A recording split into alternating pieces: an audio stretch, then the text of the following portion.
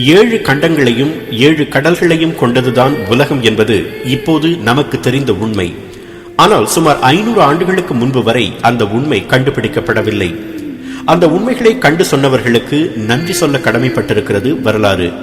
ஏனெனில் ஒரு புதிய பொருளை கண்டுபிடிப்பது எவ்வளவு சிரமமோ அதைவிட சிரமமானது புதிய கண்டங்களையும் புதிய நாடுகளையும் கண்டுபிடிப்பது. அதனை துணிந்து செய்த ஒரு சிலரில் முக்கியமானவர் இந்தியாவை கண்டுபிடிக்க கனவு கண்டு கடைசியில் அமெரிக்காவை கண்டுபிடித்த கிறிஸ்டோபர் கொலம்பஸ்.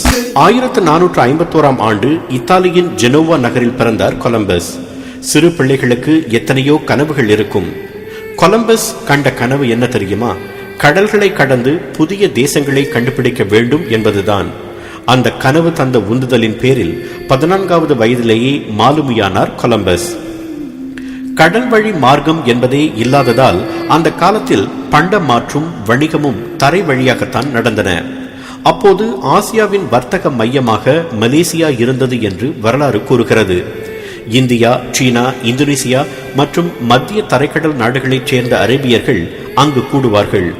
தாங்கள் கொண்டு வந்த பேரிச்சம்பழம், கலை நயமிக்க தரை விரிப்புகள், அரேபிய குதிரைகள் ஆகியவற்றை கொடுத்துவிட்டு அவற்றுக்கு ஈடாக பருத்தி மற்றும் பட்டு ஆடைகள், மிளகு, கிராம்பு போன்ற நறுமணப் பொருள்கள், பவளம், கோமேதகம் போன்ற விலையுயர்ந்த கற்கள் போன்றவற்றை வாங்கிக் கொள்வார்கள்.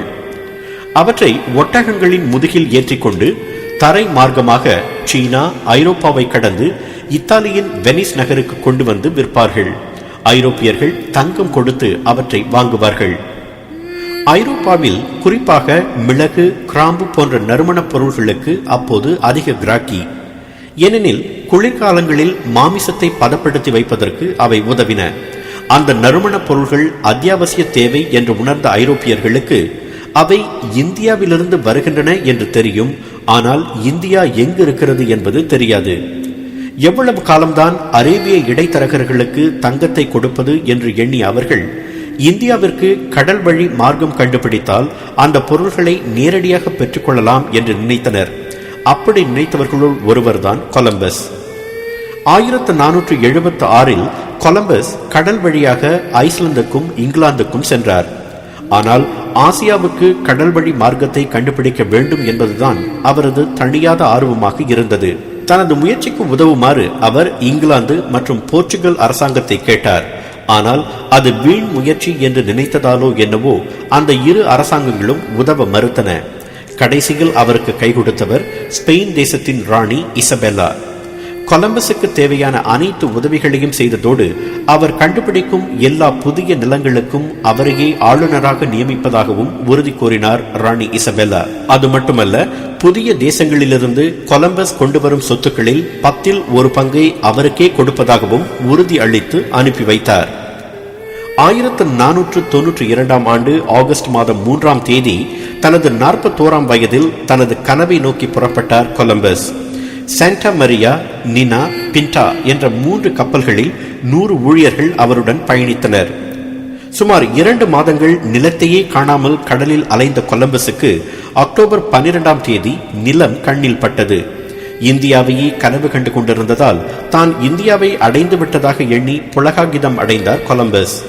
ஆனால் அவர்கள் நங்கூரமிட்டது இந்தியா அல்ல, வட அமெரிக்காவின் பஹாமஸ் தீவு என்பது அவருக்கு அப்போதும் தெரியாது, இறந்த போதும் தெரியாது என்பதுதான் விசித்திரமான உண்மை.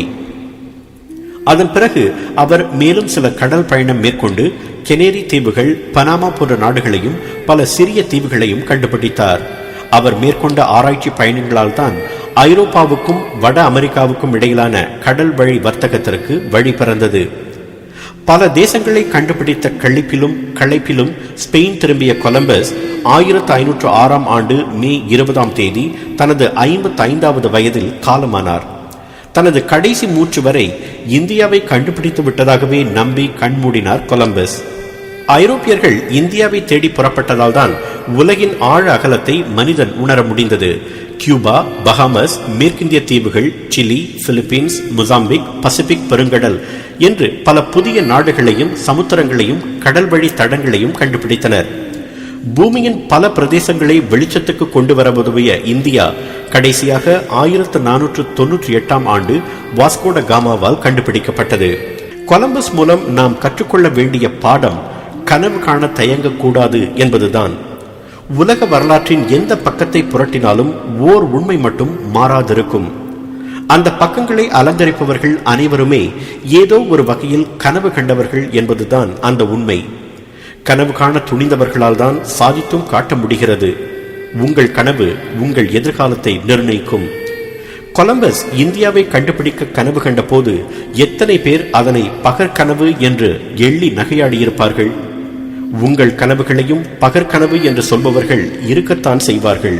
அது இயற்கையின் நியதி, உங்களால் மாற்ற முடியாது.